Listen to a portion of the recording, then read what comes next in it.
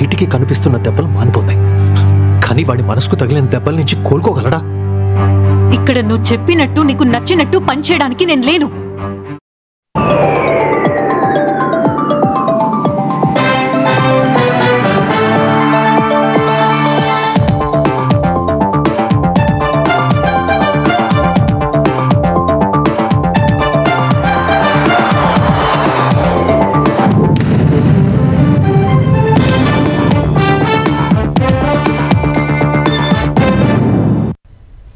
నమస్కారం, ఈటీవీ న్యూస్కి స్వాగతం. ముందుగా ముఖ్యాంశాలు.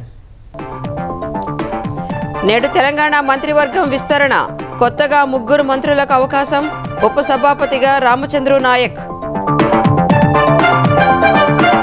ఈ నెలలోనే రైతు భరోసా నిధుల విడుదలకు సర్కార్ కసరత్తు.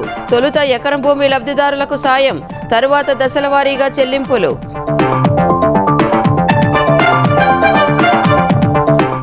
ఐదేళ్లలో మేడిగడ్డ నుంచి 162 టీఎంసీల ఎత్తిపోశారన్న ఉత్తమ్. 22 లక్షల ఎకరాలకు సాగునీరు ఎలా సాధ్యమని ప్రశ్న. కేసీఆర్, హరీష్ రావులపై మంత్రి ధ్వజం. అమరావతి మహిళలను కించపరిచే వ్యాఖ్యలపై సర్వత్రా ఆగ్రహం.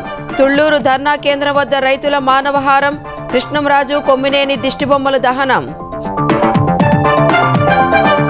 శ్రీశైలం డ్యాం వద్ద అంచనాల కంటే ఎక్కువ నష్టం. అండర్ వాటర్ డ్రోన్ అధ్యయనంలో వెల్లడి. పూల్ గొయ్యి భారీగా దెబ్బతిన్నట్లు గుర్తింపు. నేడు అక్షర యోధుడు రామోజీరావు ప్రథమ వర్ధంతి. అరాచక వ్యవస్థలపై అలుపెరగని పోరాటం చేసిన మేరు నగధీరుడు. విలువలతో కూడిన పాత్రికేయంతో చెరగని ముద్ర.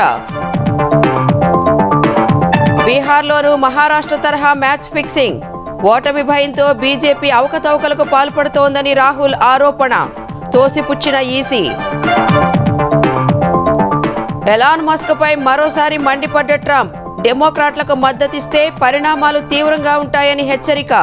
మరోసారి దోస్తీ అవకాశం లేదని స్పష్టీకరణ.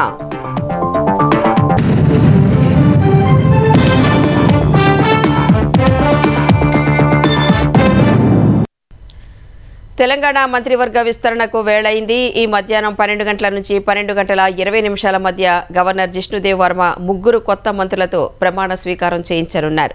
విశ్వసనీయ సమాచారం ప్రకారం బీసీల నుంచి శ్రీహరి ముదిరాజ్, ఎస్సీల నుంచి గడ్డం వివేక్, అడ్డూరి లక్ష్మణ్ కుమార్కు చోటు లభించినట్లు తెలిసింది. కవంపల్లి సత్యనారాయణ పేరు కూడా బలంగా వినిపిస్తోంది. శాసనసభ ఉపసభాపతిగా రామచంద్రు నాయక్ను ఎంపిక చేసినట్లు తెలిసింది. ఎప్పుడెప్పుడా అని అంతా ఎదురు చూస్తోన్న తెలంగాణ మంత్రివర్గ విస్తరణ ఇవాళ జరగనుంది. కొత్తగా 3కి చోటు దక్కనుందని విశ్వసనీయ సమాచారం. గవర్నర్ జిష్ణుదేవ్ వర్మ కొత్త మంత్రులతో ఇవాళ ప్రమాణ స్వీకారం చేయించనున్నారు. సామాజిక న్యాయాన్ని పరిగణలోకి తీసుకుని ఎస్సీ, ఎస్టీ, బీసీలకు మాత్రమే అధిష్టానం ప్రాధాన్యమిచ్చినట్లు తెలుస్తోంది. కొత్తగా మంత్రి పదవులు చేపట్టే వారి పేర్లు రాష్ట్ర నాయకత్వానికి చేరినట్లు సమాచారం. బీసీ సామాజిక వర్గానికి చెందిన శ్రీహరి ముదిరాజ్, ఎస్సీ మాల సామాజిక వర్గానికి చెందిన గడ్డం వివేక్, మాదిగ సామాజిక వర్గానికి చెందిన అడ్లూరి లక్ష్మణ్ కుమార్ కు అవకాశం దక్కిందని విశ్వసనీయ వర్గాల సమాచారం. లంబాడ సామాజిక వర్గం నుంచి రామచంద్ర నాయక్ ను ఉపసభాపతిగా ఎంపిక చేసినట్లు తెలుస్తోంది. విస్తరణలో 4కి అవకాశం కల్పించాలని తొలుత భావించారు. సుదర్శన్ రెడ్డి, కోమటిరెడ్డి రాజగోపాల్ రెడ్డి పేర్లు మొదటి నుంచి వినిపించిన ప్రస్తుతానికి ఎస్సీ, బీసీలకు మాత్రమే అవకాశం ఇవ్వాలని నిర్ణయించినట్లు తెలుస్తోంది. అయితే మాదిగ సామాజిక వర్గంతో పాటు ఎస్టీల నుంచి కూడా ఒకరికి అవకాశం ఇవ్వాలని, నిజామాబాద్ జిల్లా నుంచి సుదర్శన్ రెడ్డికి కూడా చోటు కల్పించాలని సీఎం రేవంత్ రెడ్డి పట్టుపట్టినట్లు సమాచారం. కోమటిరెడ్డి రాజగోపాల్ రెడ్డికి అవకాశం ఇస్తే ఆయన సోదరుడు మంత్రి వెంకటరెడ్డిని కొనసాగించడం కష్టమని, ఇద్దరిలో ఒకరికి మాత్రమే చోటు కల్పించాల్సి ఉంటుందని అధిష్టానం స్పష్టం చేయడంతో ఈ అంశాన్ని పక్కన పెట్టినట్లు తెలిసింది. ప్రస్తుతం 3కి అవకాశం కల్పిస్తే మరో 3 స్థానాలు ఖాళీగా ఉంటాయి. వాటితో పాటు చీఫ్ విప్ పదవి భర్తీకి కూడా కసరత్తు సాగుతోంది. బీసీల నుంచి ఆది శ్రీనివాస్ ప్రస్తుతం శాసనసభలో విప్ గా ఉన్నారు. గ్రేటర్ హైదరాబాద్ తో పాటు ఉమ్మడి రంగారెడ్డి జిల్లా నుంచి మంత్రివర్గంలో ప్రాధాన్యం లేదు. వికారాబాద్ ఎమ్మెల్యే సభాపతి ప్రసాద్ కుమార్ ను మంత్రివర్గంలోకి తీసుకుని అదే సామాజిక వర్గానికి చెందిన మరొకరికి సభాపతి పదవిస్తే ఎలా ఉంటుందనే అంశాన్ని కూడా పార్టీ పరిశీలన చేస్తున్నట్లు తెలుస్తోంది. మంత్రి పదవుల కోసం గట్టిగా పోటీ పడుతున్న వారిలో ఒకరికి చీఫ్ విప్ పదవిచ్చి సర్దుబాటు చేసే అవకాశాలున్నాయి. 4 రోజులుగా హైదరాబాద్ లోనే ఉన్న రాష్ట్ర వ్యవహారాల ఇన్ఛార్జి మీనాక్షి నటరాజన్ పార్టీ నేతలు, కార్యకర్తలతో విస్తృతంగా చర్చించిన తర్వాత సామాజిక న్యాయాన్ని దృష్టిలో పెట్టుకుని మంత్రివర్గ విస్తరణ ఉండాలని అధిష్టానానికి సూచించినట్లు తెలుస్తోంది. తెలుస్తోంది. దేశంలో తొలిసారి ఎస్సీ వర్గీకరణ అమలుకు శ్రీకారం చుట్టినందున దాని ప్రకారం మంత్రివర్గంలో తమ వర్గానికి తగిన ప్రాతినిధ్యం కల్పించాలని మాదిగ సామాజిక వర్గానికి చెందిన ఎమ్మెల్యేలు సీఎం రేవంత్ రెడ్డిని కలిసి వినతి పత్రం అందజేశారు. మంత్రివర్గ విస్తరణ తర్వాత 4-5 రోజుల్లో కొత్త మంత్రులకు శాఖల కేటాయింపు సహా ఇప్పుడున్న మంత్రుల శాఖల్లో మార్పులుండే అవకాశం ఉన్నట్లు తెలుస్తోంది. పెట్టుబడి సాయం కోసం అందించే రైతు భరోసా నిధులను ఈ నెలలోనే రైతుల ఖాతాల్లో జమ చేయాలని తెలంగాణ ప్రభుత్వం భావిస్తోంది. నాట్లు పడేలోపు రైతు భరోసా సాయం అందిస్తామని హుస్నాబాద్ రైతు మహోత్సవంలో వ్యవసాయ శాఖ మంత్రి తుమ్మల నాగేశ్వరరావు ప్రకటించారు. గతంలో మాదిరిగానే ఎకరాలోపు వారికి మొదటి సాయం అందిస్తారు. ఆ తర్వాత ఒక్కో ఎకరం చొప్పున పెంచుతూ సాయం అందించనున్నట్లు సమాచారం. అయితే ఎన్ని ఎకరాల భూమి వరకు రైతు భరోసా సాయం అందిస్తారనే విషయంలో స్పష్టత లేదు. 3,000 కోట్ల రుణ సమీకరణ కోసం రిజర్వ్ బ్యాంక్ బాండ్లు జారీ చేసింది. మరింత రుణం కోసం బాండ్లు జారీ చేసే ఆలోచనలో ప్రభుత్వం ఉంది. బీఆర్ఎస్ ప్రభుత్వం తీసుకున్న తప్పుడు నిర్ణయాలు, కమిషన్ల కక్కుర్తి వల్ల తెలంగాణకు తీవ్ర నష్టం వాటిల్లినట్లు తెలంగాణ భారీ నీటిపారుదల శాఖ మంత్రి ఉత్తమ్ కుమార్ రెడ్డి ఆరోపించారు.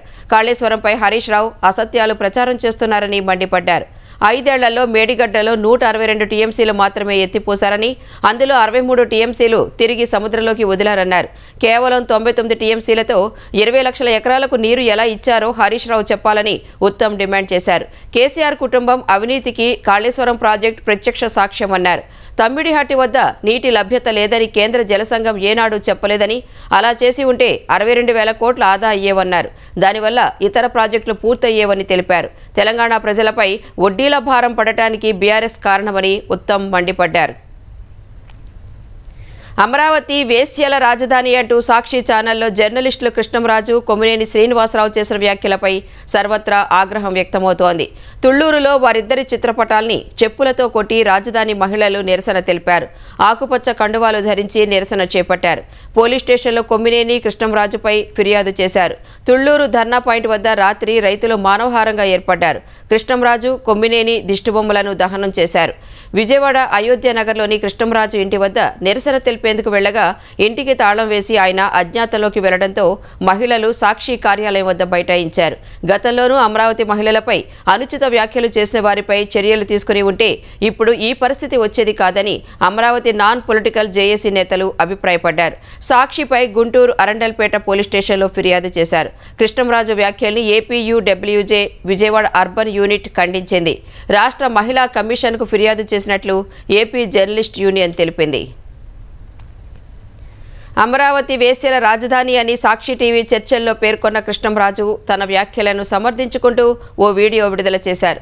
అందులోనూ అమరావతి పరిసర ప్రాంతాల్లోని వారంటూ మరోమారు మహిళల్ని కించపరిచే వ్యాఖ్యలు చేశారు.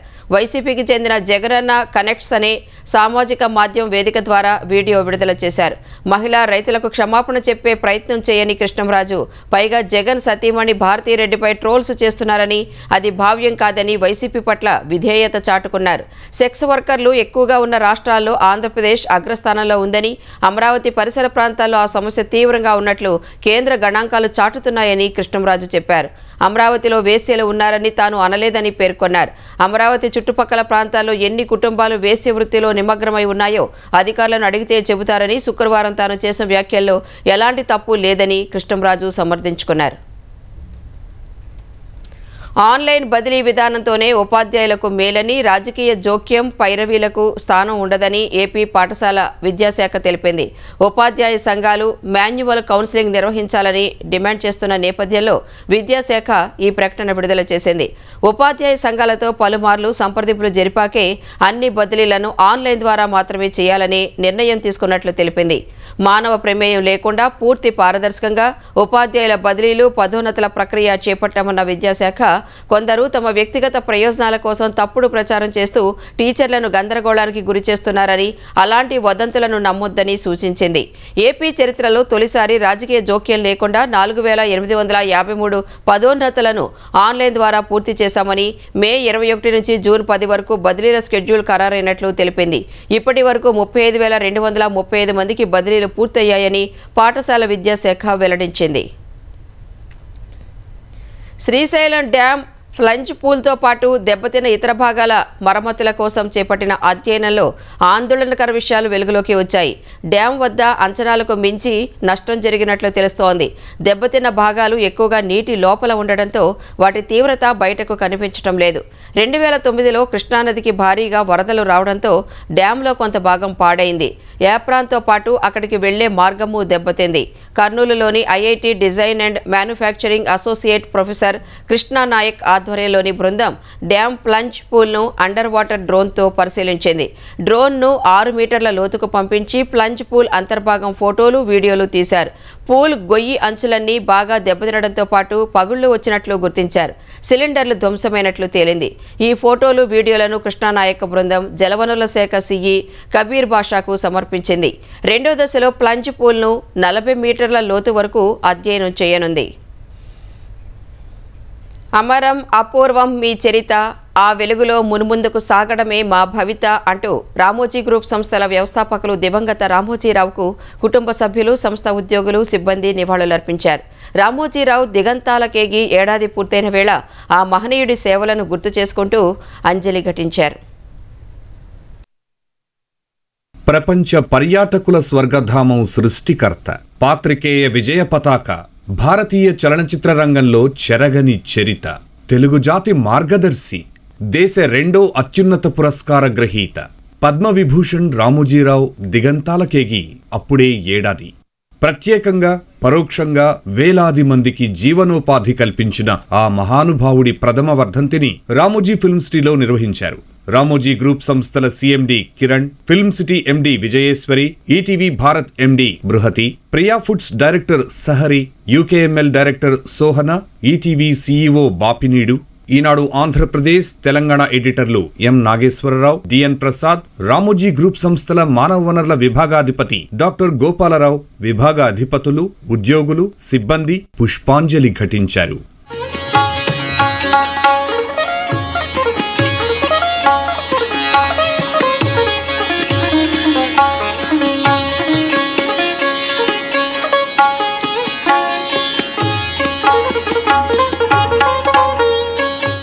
రామోజీ గ్రూప్ సంస్థల విభాగాధిపతులు రామోజీరావు క్రమశిక్షణ, దార్శనికత, వృత్తి నిబద్ధతని గుర్తు చేసుకున్నారు.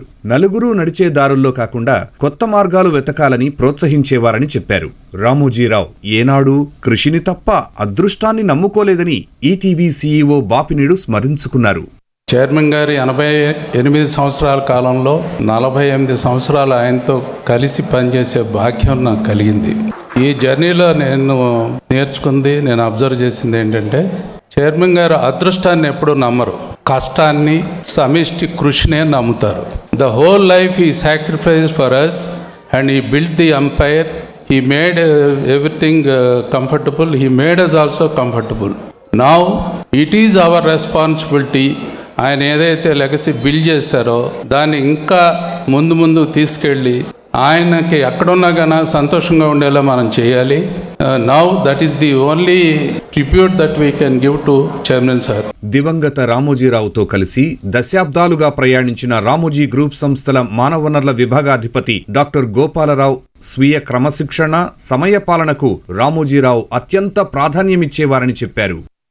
4-5 ప్రిన్సిపల్స్ ఆయన ఫాలో అయిన లైఫ్లో సక్సెస్ అవ్వడానికి కనపడతాయి మనకి. ఒక డిసిప్లిన్, సెల్ఫ్ డిసిప్లిన్ అనేది ఆయన పాటించడం జరిగింది.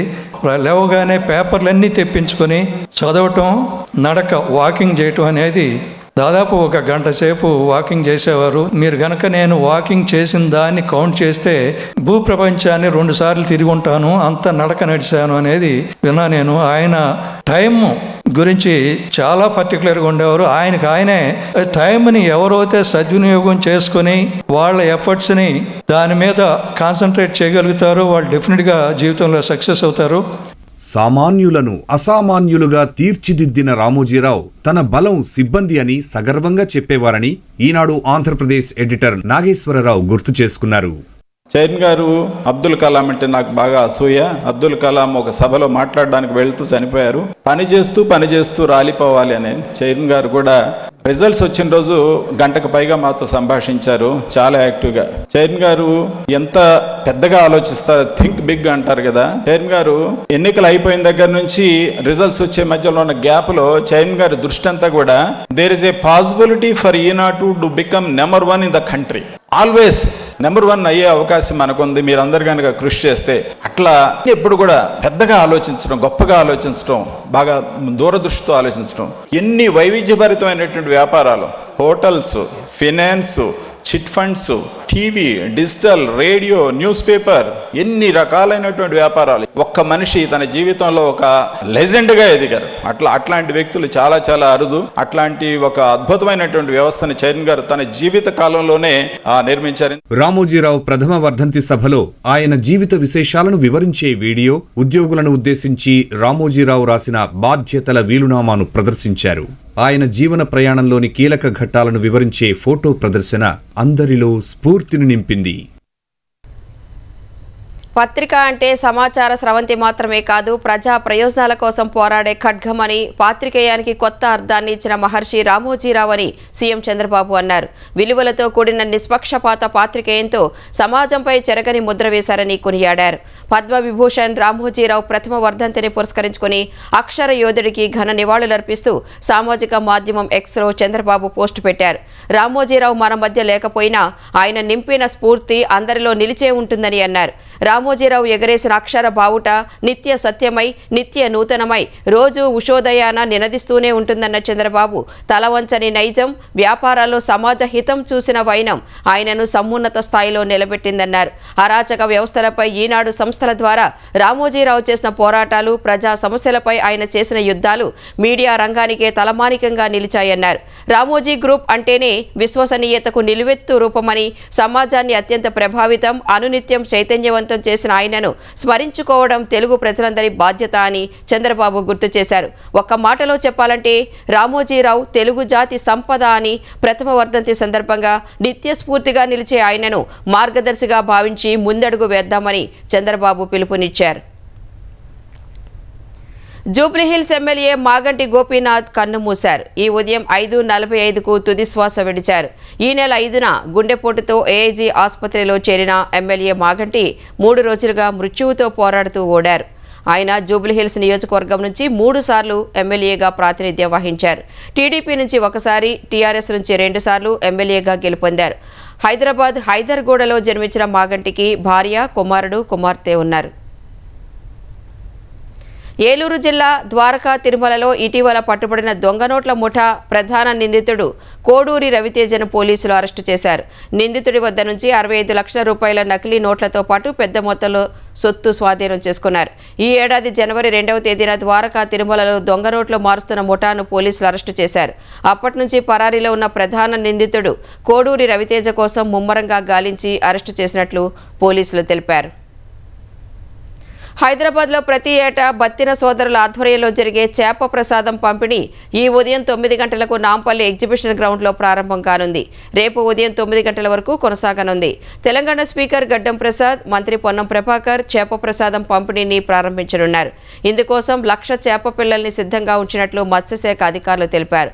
ఆస్తమా రోగులు తెలుగు రాష్ట్రాల నుంచే కాకుండా కర్ణాటక, ఒడిషా, తమిళనాడు, మహారాష్ట్ర, గుజరాత్, మధ్యప్రదేశ్, బీహార్, ఉత్తరప్రదేశ్, ఛత్తీస్గఢ్ నుంచి పెద్ద సంఖ్యలో చేరుకున్నారు. వారికి ఎలాంటి అసౌకర్యం కలగకుండా తెలంగాణ ప్రభుత్వం భారీ ఏర్పాట్లు చేసింది.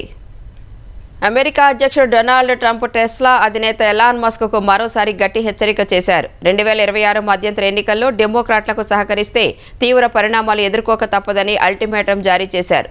అయితే ఆ పరిణామాలు ఏంటో వెల్లడించలేదు. మస్క్తో తిరిగి సంబంధాలను పునరుద్ధరించుకునే ఆలోచన లేదన్నారు. మొదటిసారి అమెరికా అధ్యక్ష పగ్గాలు చేపట్టినప్పుడు మస్క్కు ఎంతో సహకరించినట్లు ట్రంప్ చెప్పారు.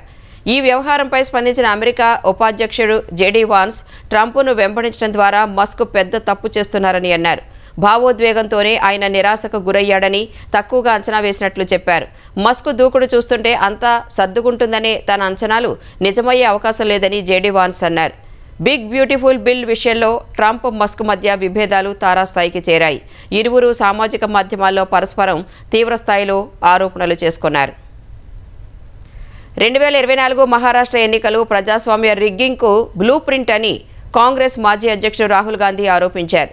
ఇదే మ్యాచ్ ఫిక్సింగ్ వచ్చే బీహార్ ఎన్నికలను జరిగే అవకాశం ఉందని అనుమానం వ్యక్తం చేశారు.